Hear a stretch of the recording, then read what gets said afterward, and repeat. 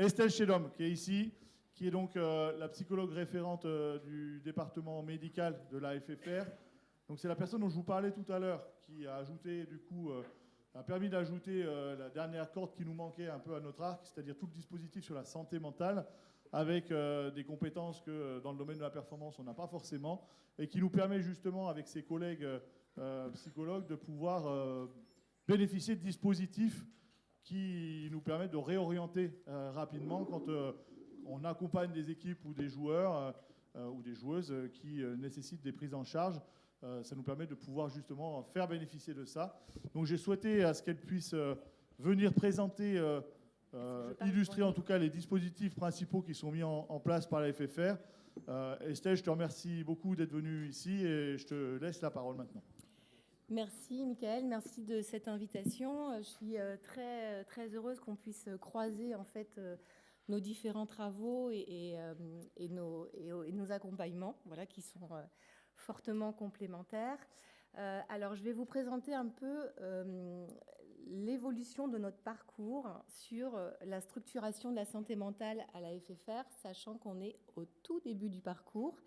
Alors je ne parle pas de ce qui a été fait éventuellement l'historique avant que nous on arrive, mais moi je vais vous expliquer un petit peu comment on est arrivé. Voilà, il faut savoir que on est arrivé sur le confinement. Le confinement pendant la pandémie, où voilà, des personnes nous ont contactés en disant voilà, les athlètes sont renvoyés chez eux, les compétitions s'arrêtent, on a des blessés, on a certains joueurs ou joueuses pour qui leur contrat va s'arrêter, et on pense qu'il est important qu'ils puissent bénéficier d'un espace de parole sur ce qui les anime et ce qui se passe pour eux. Donc on a répondu positivement à cet appel-là, avec des objectifs qui ont été donc de pouvoir, surtout dans un premier temps, proposer un espace de parole sur ce qui se passait pour eux, comment ils vivaient ce confinement sans tout le dispositif médical d'accompagnement qu'il pouvait y avoir dans leur quotidien, loin des autres athlètes, de bien sûr prévenir les risques psychosociaux et d'orienter vers une prise en charge adaptée si on évaluait qu'il était nécessaire. Quand je parle de prise en charge adaptée, c'est éventuellement de faire le lien avec un psychologue sur leur territoire, sachant qu'on travaillait dans l'urgence et avec le contexte que l'on connaît tous. Ce dispositif a été pensé dans la même urgence pour à la fois les salariés de la FFR, donc c'est-à-dire les sportifs, mais aussi les non-sportifs.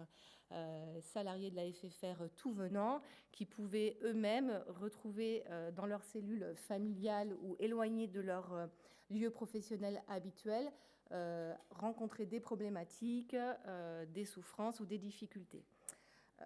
Voilà, donc on a répondu présent pendant toute la période de ce premier confinement. Et puis, suite à ça, on s'est réunis et puis on a fait le bilan de ce qui s'était passé sur les personnes, les problématiques des personnes qui nous sollicitaient, à la fois donc les sportifs et à la fois les non-sportifs. Et on a eu beaucoup de demandes à ce moment-là.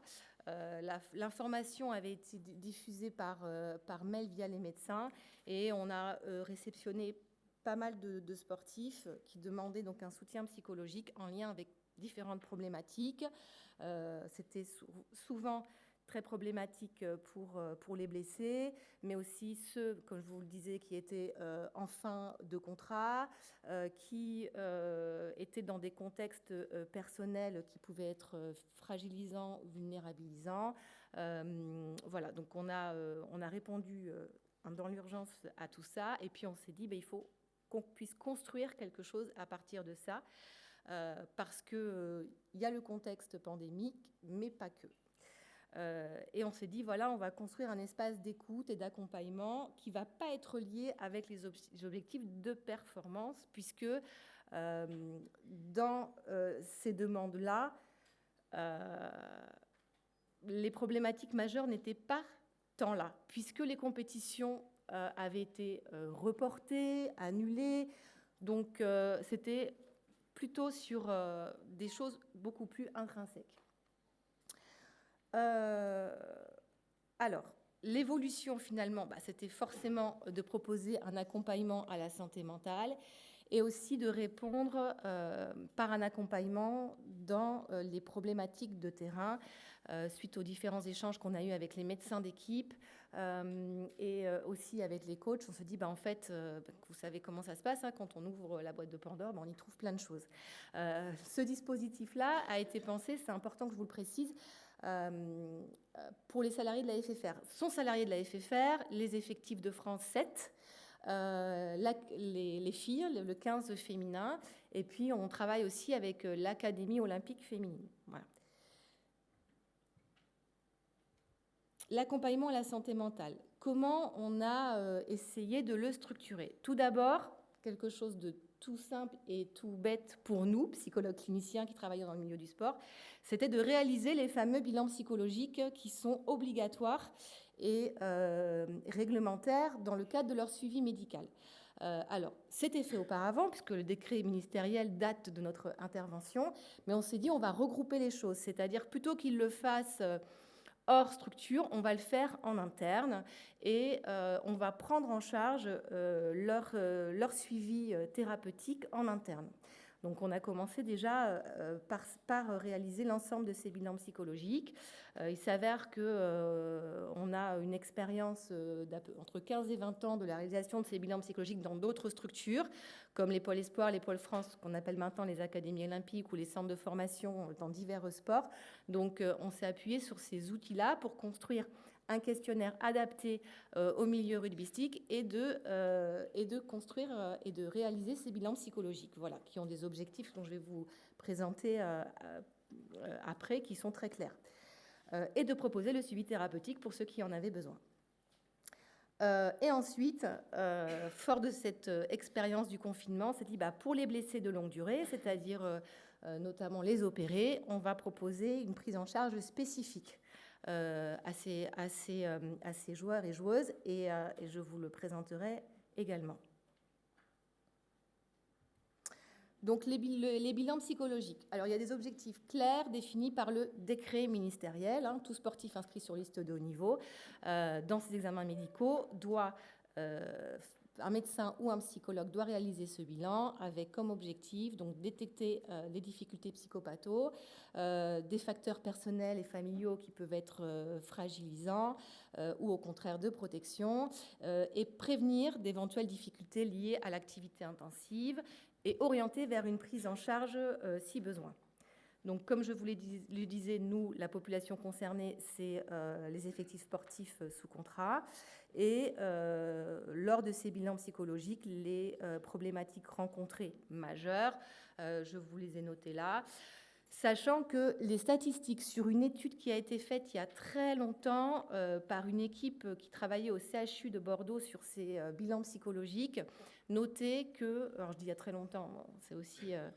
c'est pas si longtemps que ça, mais ça a dû être une étude qui date, je crois, sans dire de bêtises, de 2010, je crois, 2010-2011, qui disait que sur l'ensemble des bilans psychologiques réalisés, tous sports confondus, sur des athlètes qui étaient à l'époque en pôle Espoir et à pôle France, 25% d'entre eux étaient dans une situation qui demandait à avoir un suivi psychologique.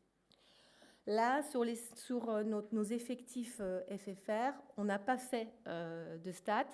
Je dirais que c'est un peu moins, mais on est à peu près dans ces clous-là, en tout cas suite à la réalisation de ces bilans. Voilà. Petite parenthèse, à ce moment-là, parce que maintenant, avec le fait qu'il y ait un suivi plus régulier, on arrive aussi à prévenir certaines difficultés, donc à avoir moins d'indications de suivi au moment du bilan, puisque le bilan, on le fait chaque année. Je ne sais pas si les questions, c'est à la fin ou en même temps. Ok, très bien.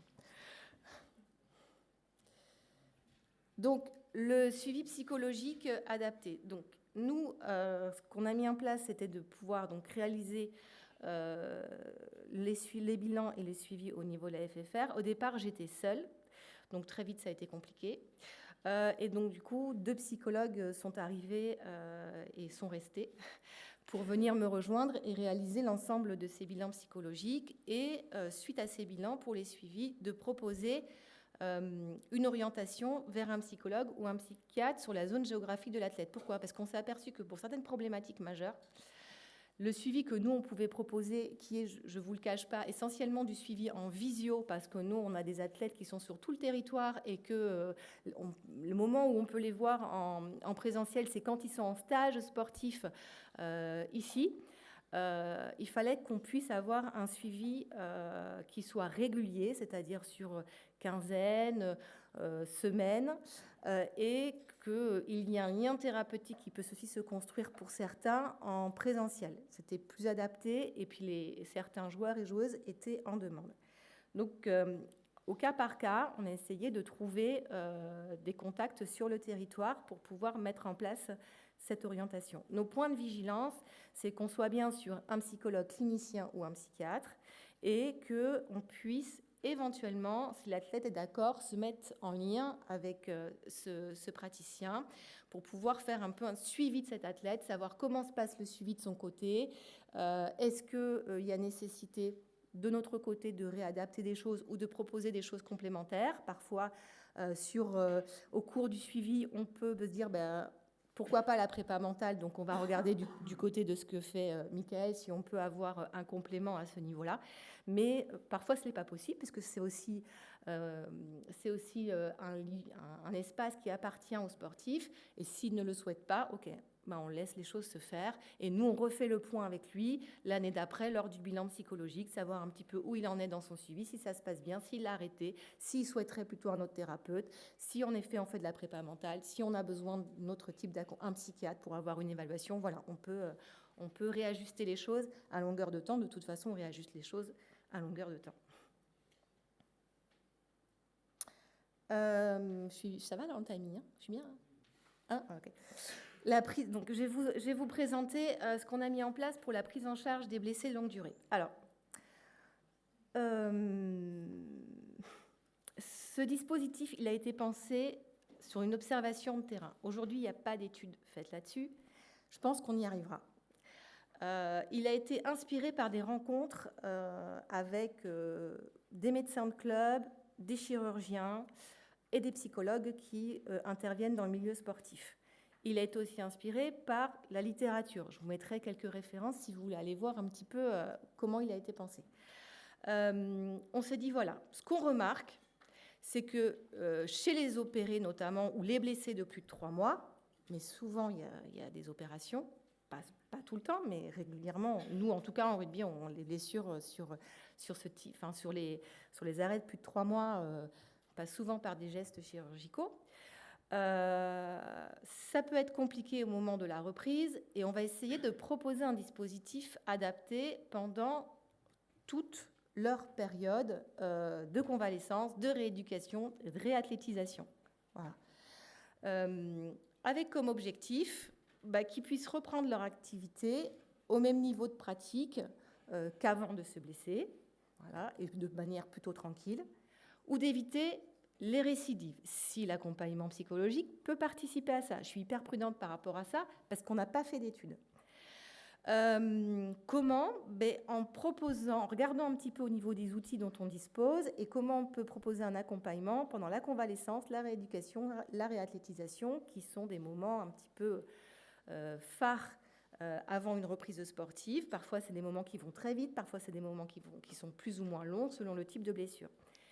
Et pour ce faire, on ne va pas travailler tout seul, nous psychologues, dans notre coin, mais on va se mettre en lien avec ceux qui sont en accompagnement permanent auprès de l'athlète blessé, le chirurgien, le médecin qui est en charge de ce sportif, le kiné qui accompagne la rééducation, et puis le prépa physique, éventuellement, qui va s'occuper plutôt de la réathlétisation. Parfois, la rééducation et la réathlétisation se croisent. Voilà, l'idée, c'est d'échanger chacun sur nos regards, nos observations, On le sait, il se dit beaucoup de choses, il se passe beaucoup de choses en soins kinés, plus que parfois en entretien avec un psychologue ou qu'en entretien avec le médecin. Donc on va essayer d'harmoniser un peu autour de l'athlète nos interventions. Comment on va le construire, ça? Voilà, l'idée était là, mais il fallait penser à la construction de ce dispositif. Donc, on a proposé tout d'abord une évaluation psychologique basée sur un entretien clinique spécifique avec de la passation d'échelle au moment du diagnostic médical. Concrètement, le médecin nous prévient, voilà, tel sportif, il s'est fait telle blessure, alors je vais prendre le cas le plus classique, le croisé. Voilà. Donc, je pense que c'est un croisé, mais on n'a pas non plus la certitude du FIR, il doit rencontrer le chirurgien, etc. Ok, très bien. Donc, dans un espace-temps le plus court possible, ce qu'on fait avec la réalité aussi, on va proposer en fait à l'athlète un entretien clinique, voilà, où on va aborder déjà le contexte de l'arrivée de cette blessure. On va aussi aborder ce qui se passe pour lui à côté de la sphère sportive. On va essayer donc de repérer à travers la passation d'échelle les signes dépressifs, des signes anxieux, où il en est au niveau de l'estime de soi. Et ça va nous donner des indicateurs sur ce qu'on va pouvoir proposer comme type d'accompagnement. Donc, soit sur cette première évaluation, on se dit finalement, il gère bien. Alors, que ça soit une première blessure ou une récidive, on fonctionne pareil. Il gère bien, il ne semble pas en difficulté sur le plan psychologique. C'est une blessure qu'il a déjà rencontrée, il connaît un peu le processus de récupération. Bon, bref, donc on se dit ok, très bien. On se revoit au moment où tu reprends ta pratique sportive, ou alors en cas de besoin, à tout moment, tu peux nous solliciter. Voilà. On repère des difficultés où on pressent que c'est un sportif qui peut être fragilisé par rapport à la durée d'arrêt. Voilà. Parce que nous, on sait, si on appelle le chirurgien ou le médecin, par rapport au type de blessure, on va nous annoncer à peu près un temps d'arrêt. Et dire, ok, donc là, on va te proposer un autre type de prise en charge avec un suivi. Ça peut être, les rencontres, elles peuvent être une fois par mois, parfois de manière rapprochée, si on a de forts signes dépressifs, anxieux, des troubles du sommeil, voilà, voire parfois des idées noires, notamment qu'on est sur des récidives, ça fait 2-3 fois qu'on subit une opération, qu'on est en fin de carrière. On a parfois des sportifs très très fragiles. Et donc, on va utiliser en fait des outils pendant toute cette phase d'accompagnement auxquels on est formé. Donc, on est 3.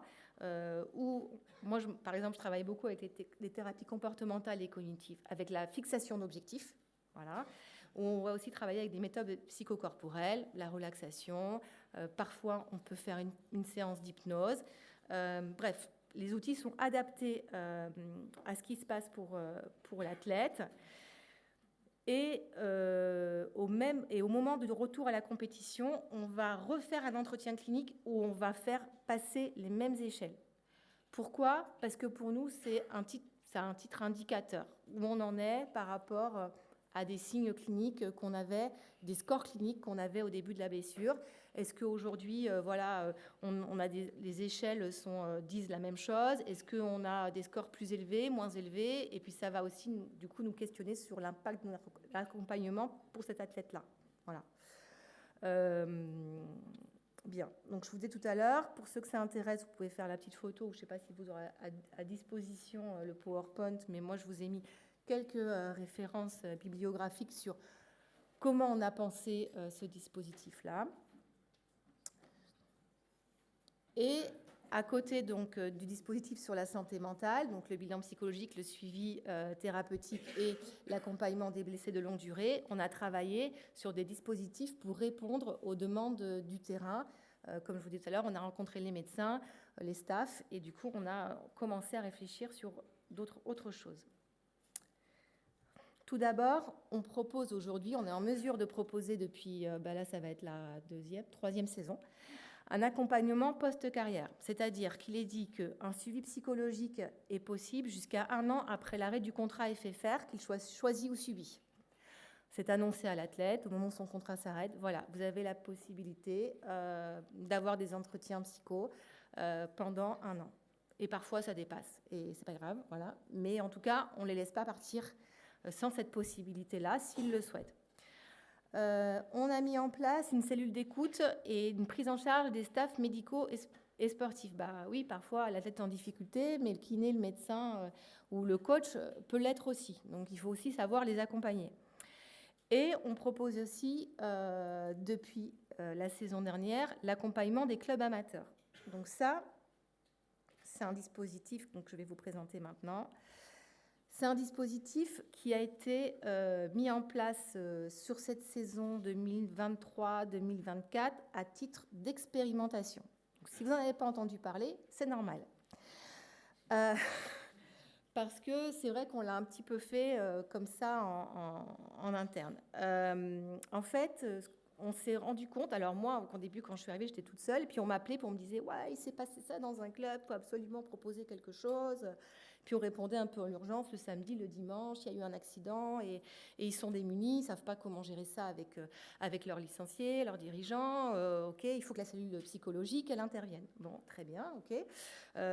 Donc on va réceptionner les appels, puis on va voir ce qui se passe et ce qu'on peut en faire. Puis on s'est dit, on va essayer de poser un peu les choses parce qu'on va faire très vite déborder, on ne peut pas non plus tout faire. Et on s'est dit, voilà, nous, on va répondre à ce qu'on a nommé les tragédies. Les tragédies, c'est l'accident sportif, le décès, le suicide. On a pensé à l'attentat, parce que ça peut arriver, qui touche un licencié FFR, un dirigeant, un encadrant d'un club amateur. On a eu, par rapport à notre expérience, souvent, malheureusement, des accidents qui ont conduit à des situations où le sportif devenait paratétraplégique, des accidents avec des décès derrière, qui soient des accidents sur le terrain ou hors terrain, des accidents de la route également, voilà, donc, et qui touchaient un licencié FFR. L'idée, c'est que la cellule d'écoute, elle pouvait être sollicitée suite à la demande d'un élu, d'un dirigeant de la FFR et en accord avec le directeur médical. Et ça passait beaucoup par la cellule C3PR. Je ne sais pas si vous connaissez cette cellule, qui est une, pourtant sur le site de la Fédé, elle apparaît. Hein, c'est une cellule qui gère en fait justement tout ce qui est toutes les difficultés liées au club amateur, qui est gérée par Madame Laetitia Pachou. Et en fait, donc l'idée, c'était que quand Madame Laetitia Pachou recevait des appels où elle se disait, moi, je ne suis pas psychologue, je ne sais pas comment répondre à ça, hop, elle orientait vers la cellule d'écoute pour qu'on puisse gérer la situation.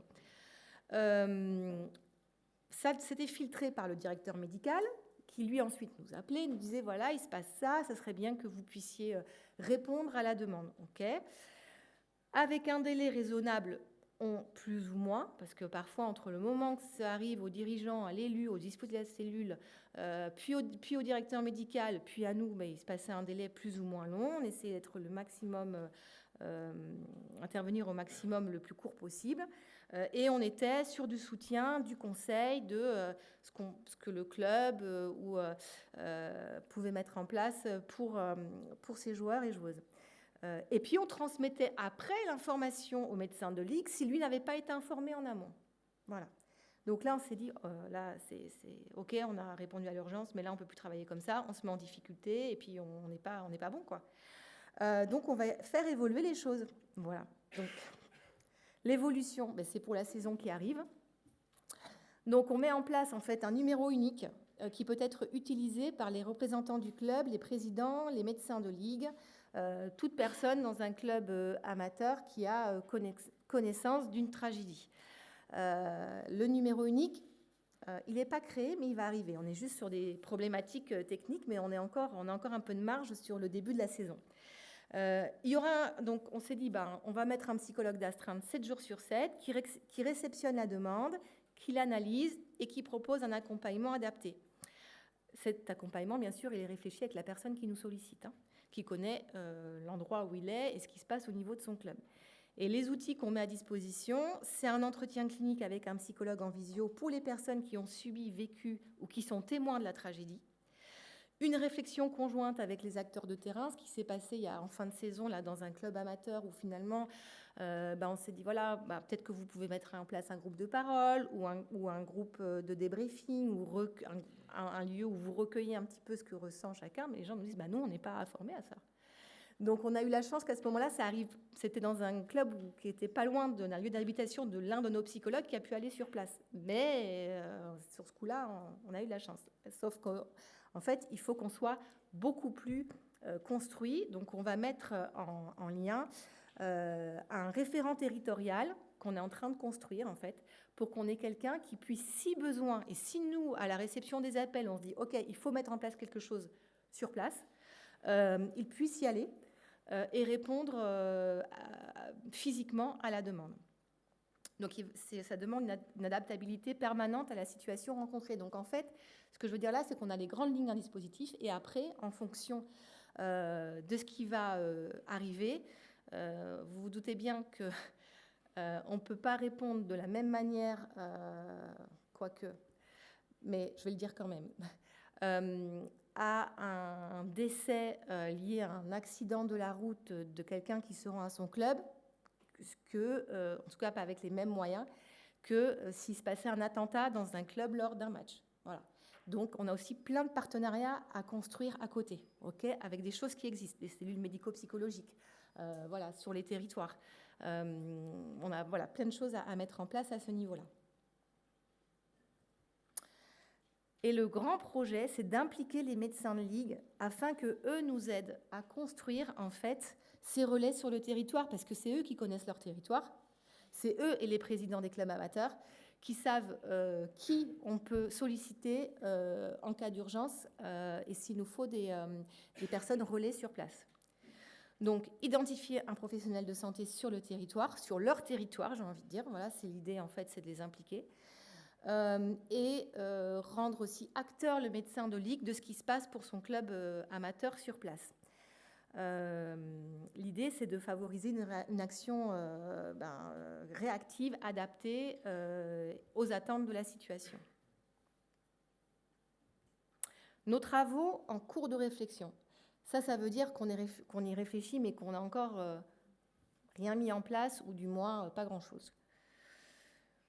L'accompagnement à la maternité dans la pratique du rugby de haut niveau. Voilà des choses qui ont été pensées avec l'INSEP, avec le ministère. Voilà, sur le cas par cas, on a traité des demandes, mais on n'a pas de dispositif clair.